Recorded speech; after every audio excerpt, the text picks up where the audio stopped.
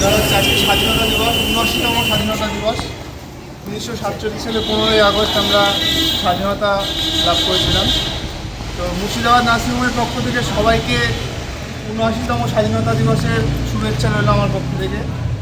আর আমাদের নার্সিংহোমেরও জন্মদিন আজকে ২০০২ সালে হয়েছিল।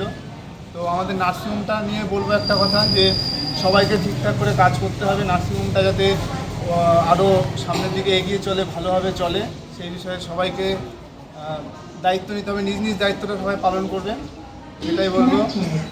জয় হিন্দ, বন্দে মাতরম।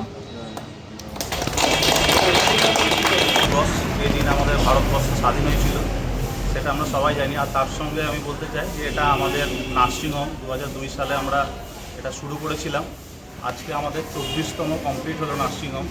পরের বছর আমরা ২৫তম করব, এবং এটা আমাদের কাছে খুবই গর্বের একটা ব্যাপার যে এত বছর ধরে আমরা এই সেবার সঙ্গে জড়িত রয়েছি, এবং এত ডাক্তারবাবু সেবকদের আমরা জড়িত রয়েছি, এবং এইভাবেই আমরা চাই নার্সিংহোমটাকে আরও অনেক এগিয়ে নিয়ে যাওয়ার জন্য।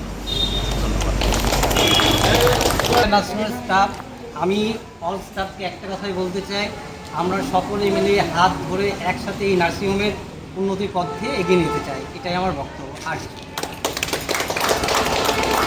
স্বাধীনতা দিবস, ৭৯তম স্বাধীনতা দিবস। তো আমরা এখানে সবাই উপস্থিত হয়েছি।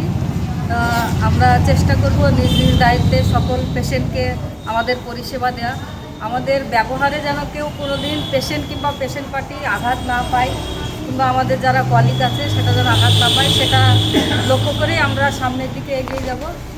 পেশেন্টের সঙ্গে আমরা যেন নমনীয়তা, ভদ্র ব্যবহার করতে পারি, পেশেন্টকে আমরা সঠিক পরিষেবা দিতে পারি, সেটাই আমাদের একটা লক্ষ্য।